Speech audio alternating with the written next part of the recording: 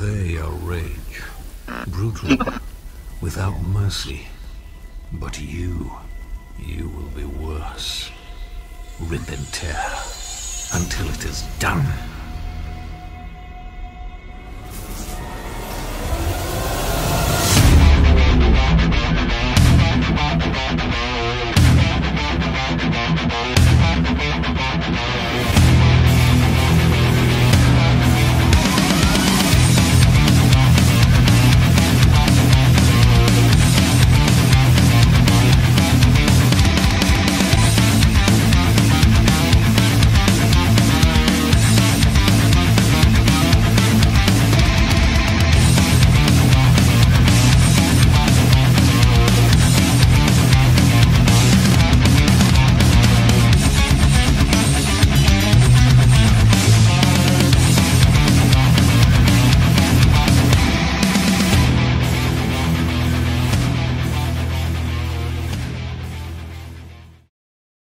Hello everybody, my name is Tyler Valle, and this is Doom. Now before I get into this review, I want to give a shout out to my man Christian at GameStop who hooked me up with a Doom poster, even though I think it was a pre-order bonus. So thanks man, you're awesome, and I think he's going to watch this. You know, when Doom was first announced to be in development, I was already writing it off to be bad, if not terrible. I mean, if you were to look at all the players that were involved in the creation of this game, it seemed like it was almost a certain disaster. You have id Software, or what's left of them, who, let's admit it, haven't really been relevant in game development for quite a while. Their last big release was Rage, a game that fell horribly flat, with bugs and budget cuts that kept it from being a new powerful franchise that id wanted. And with Wolfenstein being shipped around to almost any developer who wants to work on it, it seemed like id was going to close up shop soon, especially after John Carmack left to go and work in the emerging VR field. Not to mention the fact that the developer on this game was going to be Bethesda/ZeniMax, who couldn't release a finished game to save their lives. It certainly felt like this game was going to be a bust, but color me surprised this game turned out the way it did.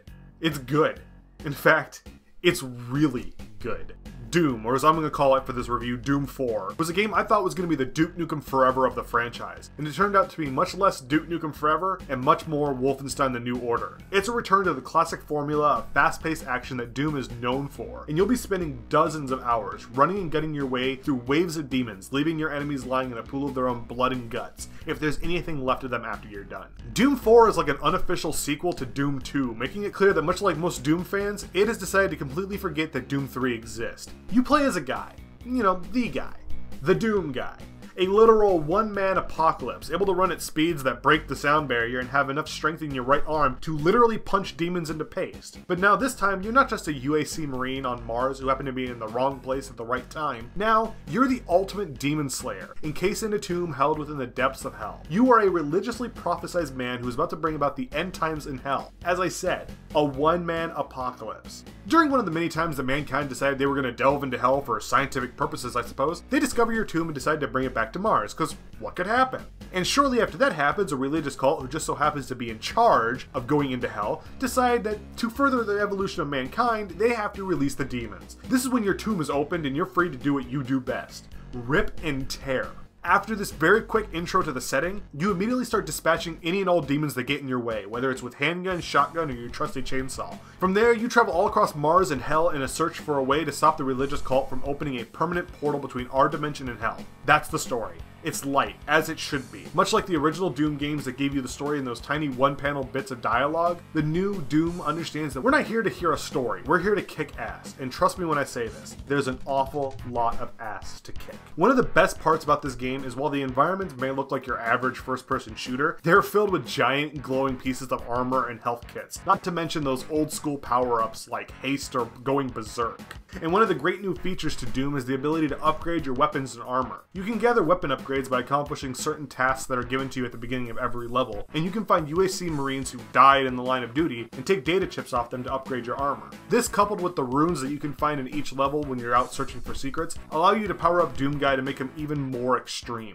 As for the game's graphics, they look good. It's nothing to write home about for sure, especially since we just got off the release of games like Uncharted 4. But the new Doom runs well, plays well, and it looks good while doing it. The monsters in particular look fantastic. Their models are almost immediately recognizable from the older games. However, if I felt like I had any complaints about the graphics, is that the environments are all very dark, and sometimes it makes it hard for me to see what I'm doing. Though that only happened to me about 1 or maybe 2 times, it was still frustrating at the time, and I think might be partially what's to blame for people being so hesitant about picking up this game. What we saw didn't seem like Doom. It didn't seem like the Doom that we wanted. It felt like it was just going to be another brown and bloom first-person shooter to toss into the pile. However, I'm happy to say that I was wrong. We were wrong. We were all so very wrong.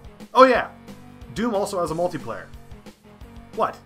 What do you want me to say? No one cares about this game's multiplayer, and you know it. I will say that after spending about 4 hours playing it the first night that I picked up the game, I had fun, but I can't shake the feeling that the game's online community is going to be dead within a year. Doom might as well have shipped as a single-player only experience.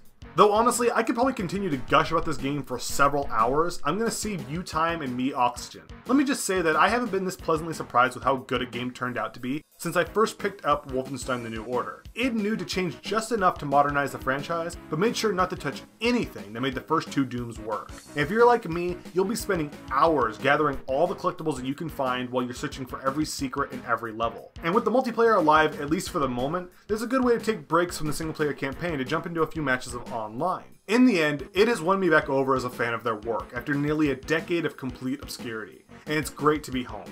Doom, Doom 2016, Doom 4, whatever you like to call it, gets a solid 9 out of 10. There's a wealth of content here for the single player gamer such as myself, and while the multiplayer is fun, I can't help but feel that it'll be dead within a year. Had Bethesda marketed it better, I think the multiplayer could have been a real contender for the market, especially since interest in games like Call of Duty right now are at an all-time low, though I suppose there's always next time. The good is that the game's gameplay revitalizes a style that's been long dead since the 2000s, and the story, while being interesting, it doesn't weigh your adventure down, and instead it just uses a light guide to explain why you're going from battlefield to battlefield, disemboweling every demon you see. And one of the best parts is that the enemies look great with their new models, and you instantly recognize almost every one of them that you see. On the other hand, while many of the environments may look good, it's hard to tell due to how dark the game can get. And the soundtrack itself is pretty bland and in no way can compete with the original OST of Doom 1 and 2, and I'm not just saying that from a nostalgic point of view, and I can only hope that when Doom 2 comes out, or Doom whatever the you want to call it, they'll try to go towards a style similar to the original Dooms and not with what they went with in this game, though it was a step in the right direction. And the multiplayer, though it can be fun, it feels as though it'll be dead within the year, and I think it knew that. Anyway, let's wrap this up. My name is Tyler Valle. Make sure you guys check out NicheGamer for all your gaming news in the future, and make sure you subscribe to us here on YouTube. I'll see you guys next time.